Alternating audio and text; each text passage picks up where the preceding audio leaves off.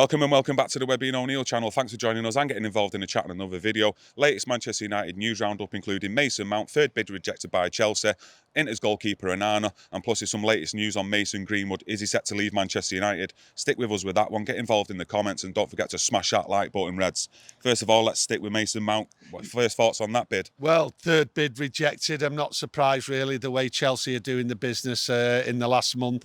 They now want £58 million plus £7 million add-ons. I think this just needs to get sorted quickly, get it done, and United will just have to wipe their mouth on it really.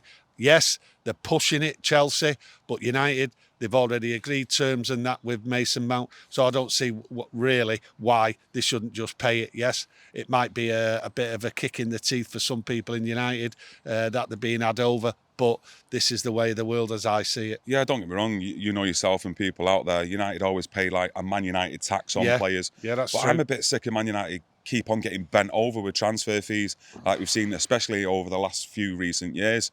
And I think with this one, the player's already come out and said he's not signing a new deal at Chelsea. It all points to him wanting to leave Chelsea for Manchester United.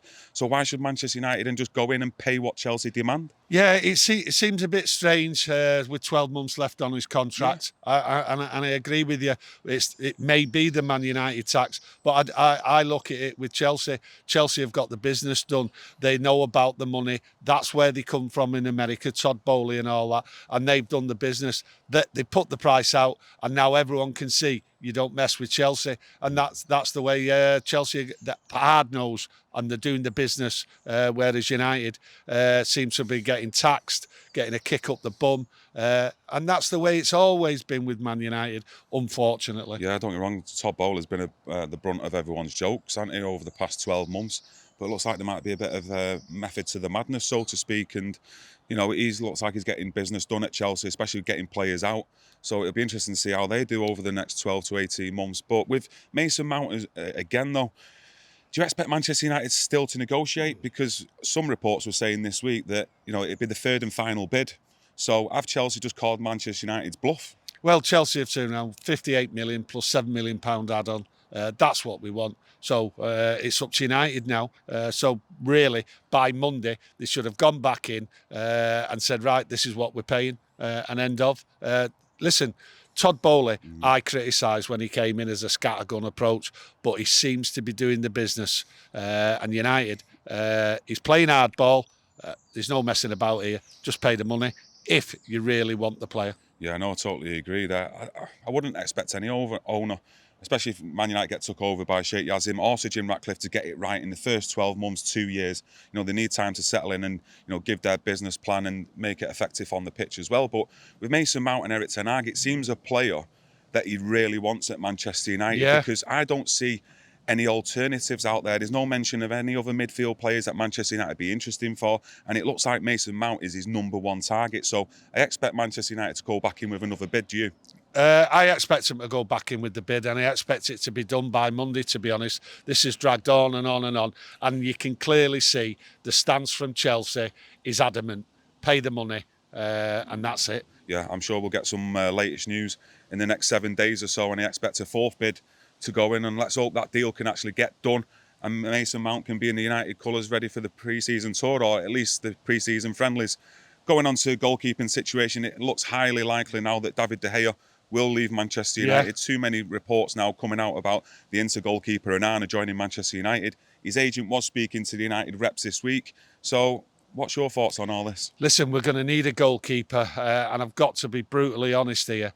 I've not seen too much of the goalkeeper they're talking about, Onana. What I have seen, I'm telling you now, I had my hands in my head, right? I was frightened to death of what I was doing, but I was also excited. The question here is that those out there who have seen Onana, right, is he your typical goalkeeper, what you need to go winning? He frightens me to death with the ball at his feet, the way he comes out. He also excites me. But is it really what Manchester United need? Any traditional goalkeeper would be frightened to death of trying what he does. It's good sometimes, but sometimes there's some howling mistakes. David De Gea was criticised continually, especially by Roy Keane, right, about his mistakes. So this Onana does make mistakes, is it really what Man United need? Those out there what have seen Onana, seen his career, seen more of him than I have, right, may be able to tell me something different. But for now, I'm like that with Onana. Great goalkeeper, exciting, but is flawed with mistakes continually. And yeah, I know what you're saying about mistakes, but I think, top managers these days, like your Pep Guardiolas, your Bayern Munichs in this world, how long have they done it with the keeper at the back, the sweeper keeper? Maybe the first team really to invent it with Manuel Neuer. I think they want the keepers to take risks with the ball at the feet. Yeah, and that's as we true. all know, people make mistakes. It's as simple as that. It's just that when a keeper makes mistakes, more often than not, it leads to a goal. I don't think we've had a keeper that really takes risks, since really Fabian Barthez. And, we've seen a few mistakes from him. We also had the magic man's Massimo Taibe. How many times did he go to try and save the ball and it used to go under his legs or through his hands? So we have made mistakes with goalkeepers in the past. I think we can all remember that, but I think with Erik ten Hag, he's been used to him at Ajax, where he used to play under him, so he's got a good understanding of what his mentality is like, what he's like as a goalkeeper with the ball at his feet, and I fully trust whatever anyone Erik ten Hag goes for, to be honest with you. And if he thinks he's the man to replace David De Gea, I'm all for it. No, listen, if he thinks he's the man, that's fine. I'm just getting an understanding of who this goalkeeper is and what he does. We need a goalkeeper what plays out from the back, and he certainly does that. What I'm saying and pointing out, what I've seen, he does make the odd mistake trying to play out from the back. So is that a problem going forward? Can Ten Hag deal with it? Can he change it? Can he adjust it? Yeah, of course he can. But what I'm saying to you is at the moment, I'm on the fence. I'm not going all out for this goalkeeper, right? But at the end of the day, if we get him, I'm sure Ten Hag can cut out them flaws, what he's got in his game. Yeah, of course, as well, trying to adapt to the Premier League, the Dutch League, the Italian League. Is it like the Premier League? No, it's not. The forwards and the midfield will be pressing high up most of the time. So the passing out from the back has to be bang on, and the decision-making, whether to take a player on, do a Cruyff turn, has to be bang on. So, yeah, if we do sign him, it's someone I'd be looking forward to seeing at Manchester United, and a different type of play from the back. So let us know your thoughts on Onana, because like we say, I've not seen too much of him, and I know there's a lot of people out there who've seen more than us. So, yeah, get it in the comments below. Listen, I know I was trying to be or sound a little bit too negative. He is an exciting goalkeeper, and he will get you off your seat, and that's what you want at Old Trafford. But the thing is, can he adjust? Time will tell. It will indeed. Mason Greenwood. Yes. Latest news today on Saturday is that he's put his mansion up for rent. So it looks like he's on the move somewhere. A move to another house in the UK, moving abroad. What's your overall thoughts on that? Well, it's the Sun newspaper who came out yesterday about Mason Greenwood. They seem to be his PR agent. They've come out and said, that's the way it seems, £15,000 a month. His house is now up for let. That could mean anything.